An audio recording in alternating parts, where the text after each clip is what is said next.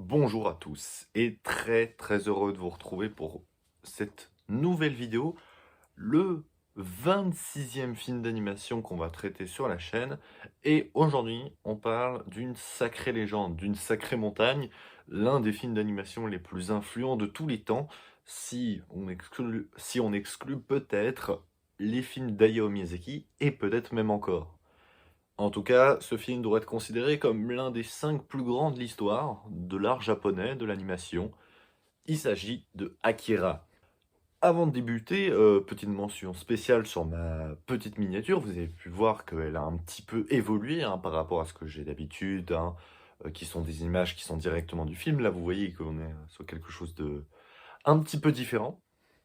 Et c'est parce que cette miniature a été fabriquée par je dirais, un nouveau contact. Et je vous invite à aller voir sa chaîne. Il m'avait proposé gentiment son aide, en me disant que ma chaîne avait un gros potentiel. Donc ça faisait plutôt plaisir d'entendre ça. Donc je vous mets évidemment dans la description de la vidéo le lien de sa chaîne YouTube. Et sur sa chaîne YouTube, vous pourrez évidemment trouver les liens aussi de son Insta et de son Twitter aussi, enfin X. Bon, on dit toujours Twitter entre nous, hein. Et peut-être de son serveur Discord aussi, si ça vous intéresse. Je vous laisserai aller voir aussi son contenu. Enfin voilà, merci à lui. Et sur ce, on va pouvoir commencer la vidéo. Alors, ce film est une immense légende, hein. C'est difficile de savoir comment prendre Akira. Et on va, avant plutôt de développer l'analyse en fait de ce film, parce qu'il y a tellement de choses qui sont évoquées, et c'est peut-être aussi pour ça que ce film est aussi connu, c'est qu'il va être la recette typique en fait du film d'animation de SF dystopique, parce que il en reprend tous les codes, et il en reprend même, je dirais, plusieurs. Enfin, ce que je veux dire, c'est qu'il y a plusieurs axes possibles d'écrire un film de science-fiction, et certains se concentrent sur un ou deux maximum de ces axes. On a l'impression qu'Akira va plutôt en choisir 4 ou 5. C'est ça qui le rend aussi exceptionnel. Parce que dans un film de 2 heures seulement, ça arrive à tenir la route. Et ça, c'est quand même assez incroyable. Alors c'est vrai que c'est dense et qu'on a peut-être du mal à suivre des fois et que c'est pas toujours facile de comprendre ce qui se passe. Ça, on reviendra sur ce point-là. Mais avant toute chose, un petit peu de contexte. Alors, ce film sort le 16 juillet 1988. C'est un film de Kazushiro Otomo. Évidemment, ce mec est juste absolument une légende. Effectivement, pour son Akira, mais aussi Runjin Z, enfin, Memories aussi. Enfin, vous connaissez certainement plusieurs de ses œuvres. Otomo étant principalement à la base un mangaka. Évidemment, Akira, comme vous le savez certainement, est un manga à la base. Un manga qui a été publié à partir du 20 décembre 1982 jusqu'au 25 juin 1990. Il en existe 14 volumes et le film Akira, vu qu'il a été réalisé par Otomo lui-même et que son manga a été dessiné et écrit par lui, eh ben on se retrouve un peu dans le même cas de figure que Nausicaa de la vallée du vent, où on a un film d'animation qui est créé par le créateur du manga. Et donc, le manga et le film ont une coexistence possible dans le sens où, en aucun moment, le film Akira va rentrer en contradiction avec ce que le dit le manga. Il va juste y avoir moins de détails, moins de précisions pour effectivement pas, pour que l'intrigue que le film veut évoquer rentre dans 2 heures de durée, quoi, simplement. Donc effectivement, il peut pas durer éternellement plus longtemps et qu'à un moment, on peut pas faire un film de 8 heures et puis même à ce moment-là, bah, le manga est même pas terminé, hein, comme j'ai dit, 1990, hein, le manga, et là, 88 le film, donc... Puis évidemment, le début de la réa, c'est pas tout de suite, voilà. Bon, Akira est aussi devenu un modèle, évidemment, dans la SF, parce que ce film va être une explosion phénoménale à l'étranger. À vrai dire, c'est peut-être le premier film, et c'est pas peut-être, c'est le premier film d'animation japonais à avoir un succès planétaire, à avoir vraiment une réputation de fou, que ce soit en Europe, mais surtout, évidemment, aux États-Unis, où on va commencer réellement à prendre au sérieux les concepts et les propos qui sont donnés au sein de l'animation japonaise. Alors, c'est pas la première fois que les animés japonais traitent de thématiques ultra profondes et sérieuses. Akira n'est pas le premier et ne sera certainement pas le dernier, et qu'il y en a encore plein, même si vous le savez très bien qu'il y a des trucs pas très sérieux aussi dans l'animation japonaise, hein. On a de tout, hein, évidemment. Bien pour ça que cette chaîne existe, pour parler de cet ensemble-là. Euh, donc Akira rentre dans une lignée de films qui existent déjà, mais Akira, de par son animation très propre, avec son budget extrêmement important de 1,1 milliard de yens, soit en gros 9 à 10 millions de dollars, à peu près, Ce film va, littéralement mettre à mal les caisses de TMS Entertainment, qui est le studio producteur de ce film, qui est quand même une grosse boîte d'industrie à cette époque-là et qui reste toujours une grosse boîte d'animation, à ce jour. Ça a un peu toujours été le cas avec, Tokyo Movie Shinsha. Hem, eh bien, Akira va sceller définitivement le sort de ces films d'animation japonais au prix exorbitant qui vont donc s'arrêter définitivement après Akira. On rappelle que 2 ans avant, et j'en ai déjà parlé sur la chaîne, on a eu Les Ailes données à Mise qui a coûté une fortune. Les Ailes données à Mise et également Akira sont 2 des films d'animation les plus chers de tous les temps. Et certains films la plupart des films d'Hayao Miyazaki et même les films de Shinkai qui sont assez récents et très bons, très bien aboutis, coûtent moins cher que ça. Donc c'est pour dire à quel point vraiment peut-être qu'ils ont un petit peu déconné quand même à l'époque. Et ça nous montre réellement cette envie de faire quelque chose d'incroyable, de révolutionnaire pour l'époque, et en termes d'animation, il y a rien à dire. Sauf que le budget était tellement important que les recettes, en fait, au Japon n'ont pas été suffisantes pour rattraper, en fait, le prix de la production. Donc le film est un échec, en fait, financièrement, au Japon, et ce qui va forcer un peu la main, en plus de la crise économique du Japon qui y a en ce moment-là, va un peu forcer, les studios d'animation à ne plus jamais faire, en fait, ce genre de production trop chère. Et la seule exception étant les films du studio Ghibli, qui sont les seuls peut-être à continuer, en fait, ce genre de truc. Alors là où la plupart des studios vont se focaliser plutôt soit sur les OAV, qui est un marché florissant à la fin des années 80, début des années 90, et les animés évidemment conventionnels. Et pas très conventionnels dans leurs idées. Je pense notamment à Evangelion, ou à Esclaflowne, ou à Serial Experiment Lane, ou à... Ouais, bon bref, vous avez compris. Tous ces animés-là qui sont un petit peu, comment dire, compliqués à comprendre. Donc finalement, Akira est responsable de la fin d'une ère, un peu malgré lui, à cause de son manque de revenus. Mais aujourd'hui, c'est vrai que si on regarde, bah Akira a réalisé pas loin de 80 millions de dollars de bénéfices. Vous allez dire, bah, le budget, il est largement dépassé. Oui, mais sauf que ça, c'est les chiffres pour 2024. Donc effectivement, à l'époque, c'était pas le cas. Et rattraper le coup d'Akira était un peu trop compliqué à l'époque, et du coup, ça s'est fait grâce à l'exploitation en France ou aux États-Unis, surtout grâce aux États-Unis, mais ça se fera des années plus tard. Donc le mal, je dirais, a déjà été fait au Japon. Mais du coup, après, la bombe Akira à travers l'étranger va vraiment permettre aux gens de prendre au sérieux l'animation japonaise. Et Akira, dans le domaine de la science-fiction, va avoir une influence bien sûr sur les animés japonais, mais avoir une influence aussi sur certains films américains. Et c'est très rare, et c'est peut-être d'ailleurs le seul film d'animation japonais de l'histoire de l'art de la japanime, d'avoir eu une influence concrète sur les films américains.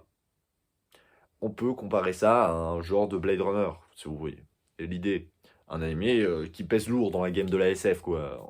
C'est un espèce de modèle, bien que Akira soit aussi inspiré un petit peu de Blade Runner, plus ou moins. Mais évidemment, c'est ça qui est beau avec l'animation et le cinéma, c'est que des fois, ils peuvent aussi se répondre et qu'il y ait des inspirations qui sortent d'un art et qui va vers l'autre. Ça c'est toujours phénoménal. Et Akira fait partie de cette liste extrêmement restreinte de créations d'animation qui ont une influence sur le cinéma. Il y en a très très très peu et Akira en fait partie et c'est bien pour ça que ce film a un poids, comment dire, assez important. Et même si le film a fêté ses 35 ans l'année dernière, eh ben, ça n'empêche pas qu'il faut quand même toujours aller le voir. Le film, 16 juillet 88. L'Apocalypse, la grosse explosion qu'on voit à Tokyo, c'est le 16 juillet 88. Le film commence déjà à vous dire, bon bah le jour de la première, c'est la fin du monde. Trop bien. Votre cinéma, là où vous êtes, il va exploser. Bon dans le temps, on est en 2019. On prépare certains Jeux Olympiques de 2020. Ça, j'ai adoré, ça m'a tout de suite fait sourire. En 2019, dans cette ville complètement désolée de Néo-Tokyo, on prépare certains Jeux Olympiques de 2020. Du coup, vu que c'est dans 147 jours, on peut supposer que c'est du coup l'année suivante, vu que bah, les JO en 2020, il y en a eu. Et ils étaient à Tokyo. Prédiction du futur de Otomo, pur hasard, ou est-ce que est-ce qu'on a fait exprès pour faire tomber les JO de Tokyo en 2020? J'en sais foutre rien. Personne ne le sait. Mais quoi qu'il en soit, les JO, de par la destruction totale de la ville dans Akira, ne vont pas avoir lieu. Par contre, dans les faits, bah, les JO de Tokyo n'ont pas eu lieu non plus en 2020 parce qu'il y a eu la pandémie. Vous le savez très bien. Donc ça a été décalé aussi. Eh, c'est fou quand même, hein, le hasard des fois, hein. Donc on est dans ce monde de Neo Tokyo. Alors, tout de suite, hein, et ça c'est un immense point fort d'Akira, c'est de nous montrer cet univers en désolation à peu près à chaque plan et à chaque dessin en fait du film, où on nous voit une guerre civile, des manifestations, des jeunes qui se droguent, des gens qui s'embrassent sur des bancs et qui sont complètement à l'ouest, qui sont plus vraiment sur la planète Terre là, des motards, garde-gang, tout ce que tu veux, corruption, police oppressante, bref, une chouette dystopie, on sent qu'on va bien s'amuser, hein. Donc, ça va être les super paillettes et tout le monde va bien se marrer, on va se tenir par la main. Bah oui, effectivement. Non, mais trêve de plaisanterie. Le film nous plonge direct dans cette ambiance absolument horrible et noire, vraiment noire de l'univers d'Akira, où on comprend très vite que ce monde-là, il est un peu foutu, quoi.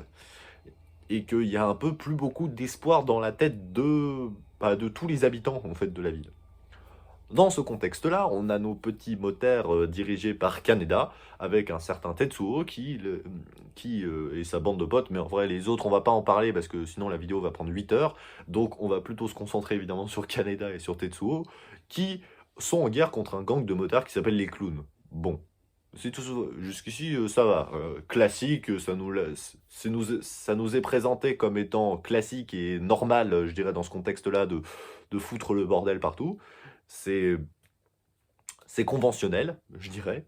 Tetsuo, en poursuivant l'un des membres là, va percuter un espèce de petit enfant bleu qui a une tête de personne âgée. Alors, c'est vrai que dit comme ça fait bizarre. Mais évidemment, il vient pas de nulle part. Et comme je disais tout à l'heure, on nous montre des manifestations contre le pouvoir public. Dans une de ces manifestations, il y a un gars qui est armé et blessé, qui se balade avec cet enfant-là. On ne sait pas vraiment qui il est, et à vrai dire, on ne le saura jamais. On peut supposer que c'est un rebelle, parce qu'il dit d'aller retrouver Kei. Et Kei, on découvrira que c'est une rebelle aussi. Enfin, du coup, on peut supposer qu'il est rebelle également, même si ce personnage se fait tuer par la police à peu près 30 secondes plus tard. Vraiment. Le gamin, lui, arrive à s'en sortir, et au moment où il crie en voyant cette personne qui l'accompagne mourir, toutes les fenêtres à côté explosent. Non, on se dit, wow, powerful le gosse. Même si c'est pas un gosse. Si, mais en fait, non. Vous allez comprendre. Et donc, ce gamin, on va l'appeler, ce petit être bleu, se promène et trouve sur l'autoroute Tetsuo, qui le percute. Il est assommé un peu sous le choc, mais le gamin, il a rien. Arrive à peu près 6 ou 7 hélicoptères de l'armée, récupère le gamin, avec un autre gars bleu qui est sur son fauteuil volant. Alors pour l'instant, on est dans le flou total, on ne comprend rien de ce qui se passe. On comprend juste qu'on est dans un univers complètement dystopique, qui est proie à la corruption, aux manifestations, à l'oppression policière, aux gardes-gangs et tout ce que tu veux. C'est à peu près la seule chose qu'on comprend du début du film d'Akira. Ce qui est assez normal, hein, on vient de commencer le film il y a quelques minutes. Je dirais, c'est assez logique. Mais les hélicoptères de l'armée, en plus de plaquer au sol la bande de Kaneda, va récupérer Tetsuo, qui est blessé un peu sous le choc, et qui va être emmené dans un hôpital pour des examens. Alors c'est pas un hôpital comme les autres, c'est un hôpital militaire, et on lui fait passer des examens un peu chelous, on ne sait pas trop ce qu'ils lui font exactement. Mais ce qu'on en sait, c'est qu'il va ressortir marqué, avec des troubles un peu psychiques, parce que justement, ses pouvoirs psychiques, comme on le verra plus tard, ont été activés à ce moment-là, et qu'il est devenu, malgré lui, un sujet d'expérience. Le sujet d'expérience numéro 41. Sachant que les 25, 26 et 27, on va les avoir devant nous, ça va être les trois gamins, dont le premier qu'on a rencontré sur la route, le deuxième qui était sur son siège, et la troisième qui est une espèce de petite fille, là, Ryoko. Et le 28e, c'est un certain Akira, le 28e sujet d'expérience. On aura plus d'informations évidemment plus tard. Là, toutes ces informations, là, c'est un petit peu plus tard qu'on les apprendra, même vers la fin du film. Là, je prends un peu d'avance, mais c'est important peut-être pour un peu restructurer la pensée autour d'Akira qui va nous perdre en fait avant de donner des explications. C'est peut-être ça un petit peu, c'est que Il y a des éléments qui sont expliqués peut-être trop tard, qui nous permettent pas en fait de comprendre vraiment Akira. Donc en fait, on nous fait penser, puis après on nous explique, et après on nous refait penser sur des choses qui n'ont rien à voir avec ce qu'on nous a expliqué avant. Donc ouais. Du coup, c'est pour ça que bah, au bout d'un moment, la plupart des gens sont perdus. Et je pense que c'est le genre de film, Akira, il est impossible de le comprendre parfaitement en le regardant pour la première fois. Même la deuxième, c'est pas sûr, hein. Troisième, quatrième, à vous de voir combien de fois vous voulez voir, mais bon, revoir ce genre de chef-d'œuvre, ça fait toujours plaisir. Pour revenir dans cet aspect un petit peu de monde complètement désolé, on a tout cet aspect du lycée, ou en tout cas une école. Je sais pas si c'est vraiment c'est un collège ou un lycée, peu importe, mais il y a la police qui va mener des interrogatoires dans cet établissement, où il y a Kaneda et toute sa bande. Bon, pas Tetsuo parce qu'il est à l'hôpital, et ils vont se faire interroger de manière assez violente. Ils se prennent de grosses baffes, enfin tout ça, etc. Et il y a l'un des gamins qui va sortir une grenade, qui va tenter de la faire exploser en criant Vive la Révolution, ce qui ne va pas fonctionner. On sent vraiment ces gamins en perdition, qui ont besoin de changer ce système qui est en train de les bouffer, en fait, littéralement. Et cette grenade qui n'explose pas dans un premier temps, qui explosera que plus tard quand la bande de Kaneda est sortie du bâtiment, va se faire littéralement latérer la gueule, lacérer vraiment par les forces de l'ordre. C'est terrible et évidemment l'oppression policière et de la société en général sur ces jeunes ne les aide pas forcément à ne pas devenir des délinquants, à mon avis. Et je pense que c'est ce que Otomo veut essayer de nous faire comprendre par cette séquence, c'est que effectivement, les brusquer à la violence comme ça, alors que la plupart des gamins comme ça, ils ont 15 ans, hein. Tetsuo, il a 15 ans, hein. C'est mentionné. Kaneda, on peut supposer que c'est 15-16 aussi, à peu près. Donc, quand tu les brusques comme ça à la violence, bah, eh ben, c'est peu probable qu'ils deviennent pas des gangsters tout faire péter dans cette société en totale perdition de manière générale. Où finalement, quelques instants plus tard, on va avoir une attaque terroriste sur un centre commercial en plein centre-ville. No problème. Il y a des soldats armés qui sortent de nulle part pour intervenir, comme si cela était normal. Donc, c'est assez terrifiant en fait, ce monde dans lequel on est présenté, hein. Ce qu'on sait après sur Akira à ce moment-là, c'est que pour l'instant, grâce aux expériences que l'on a menées justement sur Tetsuo, le sujet numéro 41, si je dis pas de bêtises, euh, on pense que ça va pouvoir réactiver Akira, etc., par les scientifiques un peu tarés. Le colonel, lui, il est intéressant parce qu'il a l'air d'avoir vraiment peur en fait de ça. Et que lui, ce qu'il veut, c'est ok avoir une arme, mais une arme qu'on peut maîtriser. Et ça, il le répète plusieurs fois dans le film, et il tape sur les doigts des scientifiques plusieurs fois en disant clairement moi, je veux pas une arme qui fait n'importe quoi et qui a sa propre volonté et qui commence à tout créer, tout casser. Le colonel est peut-être même assez prudent et peut-être l'un des personnages les plus prudents et les plus raisonnés en fait du film, hein, à part ça, hein. Non, mais franchement, on n'en parle pas beaucoup, mais le colonel, il sait où il va, hein. Il veut rétablir l'ordre, c'est un militaire, hein. Bon, voilà. Mais moi, en regardant ce mec, moi, j'ai pas cette impression absolue de l'antagoniste à éliminer ou je sais pas quoi. Je trouve le conseil, le conseil, le comité qui dirige la ville, qui est beaucoup plus antipathique et qui est montré comme incompétent. Il y en a, tu vois, sur une séquence, il y en a qui dorment, il y en a qui s'engueulent. On dirait l'Assemblée française, c'est un truc de ouf. Oh la balle perdue, c'est terrible. Non mais ils font n'importe quoi et on nous montre le comité comme ne pas apprendre au sérieux, mais vraiment. Et que finalement le seul mec qui est à peu près sérieux et convenable autour de la table et qui est raisonné dans son discours, bah c'est le colonel. Et justement, c'est toute la réflexion qu'on a autour de ce gars, c'est que, ok, il développe un petit peu, il aide au développement d'une arme qui s'appelle l'arme Akira. Le problème Akira, comment on maîtrise cette arme, comment on en fait ce qu'on veut, mais il est assez prudent là-dessus, où il se dit, si vous pouvez pas contrôler cette arme, vous annulez tout, clairement. Mais il a quand même cette peur, évidemment, de perdre tout le projet Akira qui est en place depuis 30 ans, ou 31 ans pour être précis. Ah tiens, comme la fin du monde en 88. Un hasard ça? En fait, avec cet aspect psychique, psychologique de Tetsuro qui lui fait très mal parce qu'il comprend pas ce qui lui arrive, ça aussi c'est très bien travaillé, ce côté de la folie de Tetsuo. qui devient complètement taré, mais en fait, on pense qu'il devient taré, mais en fait, il ne devient pas taré. C'est juste qu'il a littéralement un truc qui lui frappe sur la tête, des voix qui lui rentrent, des son esprit, qui est en train de vouloir s'extirper.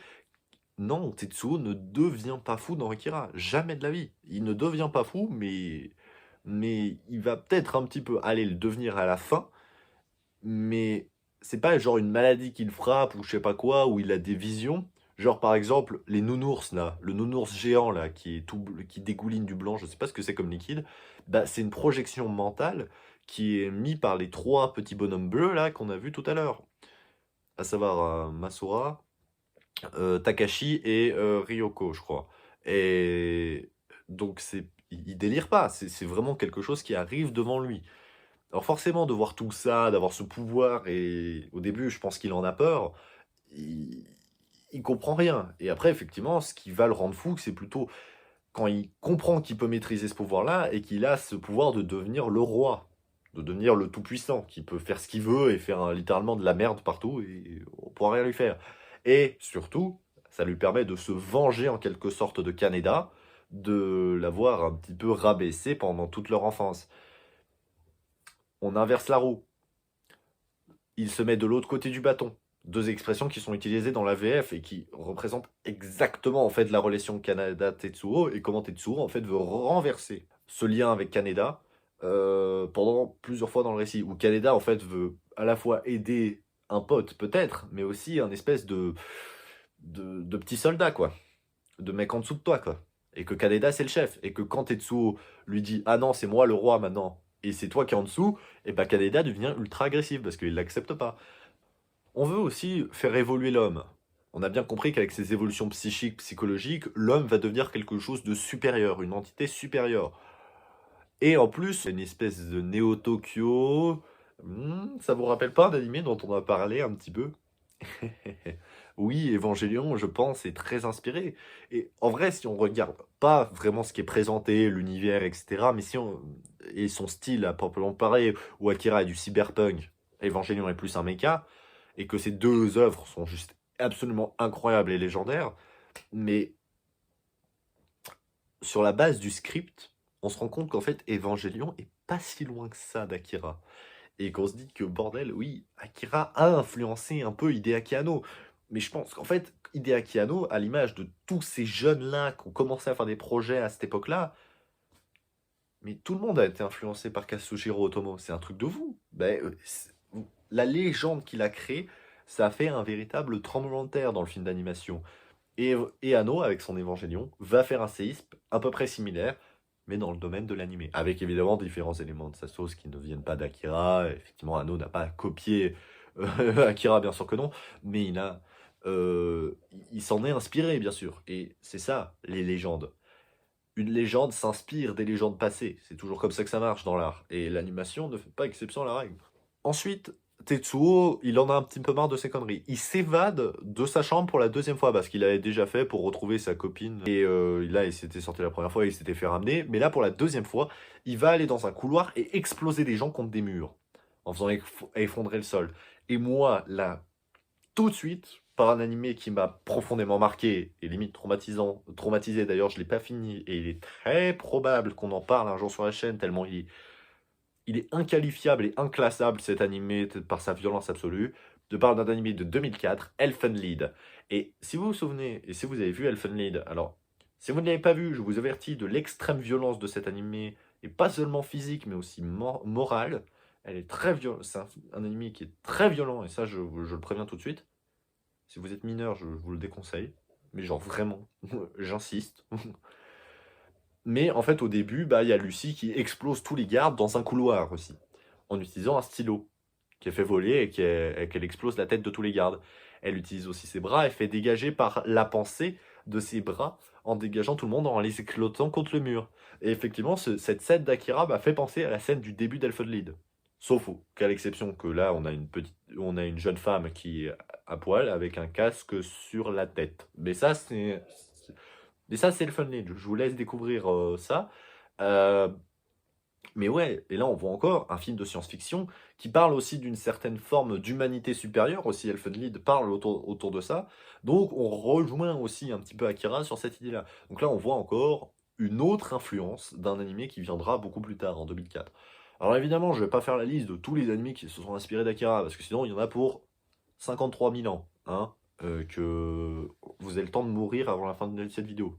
J'abuse peut-être un petit peu. Tellement phénoménal l'impact qu'il a eu que même ce genre de petite séquence qui, ok, une séquence qui est importante, mais qui est finalement pas une séquence clé, dans le sens c'est pas le milieu du film, c'est pas non plus la résolution finale, enfin voilà, c'est pas une des scènes finales du film, mais mais c'est quand même devenu mythique et certains, et un animé, la Elfen Lied en l'occurrence, l'a reprise. C'est quand même assez fou, moi je trouve. Alors que pendant ce temps-là, bon bah on avait Kaneda et Kei qui étaient tentés de rentrer dans le laboratoire, voilà, en utilisant des déguisements. Ça n'a pas trop marché, ils se sont fait un peu tirer dessus. Mais les deux ont réussi à accéder à Tetsuo. Tetsuo qui lui essaie de tuer un peu tout le monde. Et qui se rencontre à l'aide de Ryoko, Ryoko, pardon, la petite fille bleue, que Akira, qui lui fait si mal au crâne depuis le début et qu'il a envie de s'en débarrasser, est sous le stade olympique. Après ce moment-là, Tetsuo et Kei sont envoyés en prison et on va enfin répondre, en tout cas essayer de répondre, à la question qui est Akira. Alors c'est Kei qui répond, mais en fait c'est pas Kei qui répond, c'est Ryoko qui fait parler Kei, qui utilise Kei euh, parce que pourquoi pas, hein. Et Akira, en fait, c'est pas défini clairement non plus ce que c'est exactement. Faut un peu lire entre les lignes et comprendre qu'en fait, Akira a une espèce de combinaison suprême de la possibilité de destruction et de création de toutes les espèces vivantes. On prend l'exemple de l'amibe qui détruit tout et l'humain qui crée tout. Et donc cette combinaison des deux, alors ça peut être une amibe, comme l'exemple est pris dans le film, mais ça peut être n'importe quel animal, en fait ça ne change rien. Akira est cette espèce de combinaison entre tout, et qui, si ce pouvoir d'Akira se déclenche chez les êtres humains, ils ont la possibilité de recréer un autre monde. Une espèce de renaissance. Un second impact pardon. J'ai dérivé. Excusez-moi. Non, mais on voit vraiment ces liens que Akira a avec tous les animés. Mais peu importe. Restons sur Akira. C'est pas très clair, en fait, qui est Akira. Et d'ailleurs, sa présence est très, très, très, très limitée, en fait, dans le film. On le voit littéralement pendant une séquence, pendant même pas 5 secondes. Et on n'a pas vraiment d'explication claire de qui est Akira. Mais moi, de mon interprétation, de ce que j'en ai, parce qu'on va pas rester en mode je ne sais pas, mais moi j'ai vraiment l'impression qu'Akira, c'est cette combinaison de la création suprême et de la destruction suprême. Une espèce de pouvoir et de renaissance. De renaissance, de mort, de vie. Un peu à l'image d'un dieu. Et ou si on veut voir ça d'une manière plus scientifique, un peu à la manière d'un Big Bang. Et si vous observez ce qui se passe à la fin avec l'énorme aura de lumière qui va avoir lieu autour de Akira, qui va être reformé, eh ben, on peut considérer ça comme un Big Bang. On peut le voir comme ça, en tout cas. C'est une interprétation qui est possible, mais c'est pas forcément la vérité. S'ensuit une période de chaos. Le colonel prend le pouvoir, loi martiale, etc. On met des tanks dans la ville pour arrêter Tetsuo, qui est en train de faire n'importe quoi et de tout casser. Il a pris une cape, et ça va être incroyable parce que tout le monde le croit comme étant Akira, et il va se faire suivre par la foule. Ce qui montre encore plus cette société complètement désespérée, hein. Un truc de fou. Le prophète est là, lavez-vous de vos péchés. C'est complètement allumé, hein. C'est un truc qui est sûr, ça. Akira, ensuite, en éliminant tous les gens, en éliminant les soldats, élimine aussi ceux qui le suivaient. Il ne maîtrise absolument pas ce qu'il fait. S'ensuit donc cette période au stade où il se bagarre, où il fait sortir justement la capsule d'Akira. Il se bagarre contre Kaneda, euh, se fait toucher par une attaque satellitaire et perd son bras. Et puis après va aller casser le satellite qui va tirer un petit peu partout, mais va finalement le détruire. Retourne vers le stade et son bras est en train de muter. Les drogues qu'on lui avait administrées, qui étaient une façon de contenir le pouvoir qui croît à une vitesse phénoménale, n'ont plus d'effet. Et donc son bras se développe de manière un petit peu exagérée. est complètement ouf. Kaneda ne peut rien faire, et même le colonel ne peut rien faire.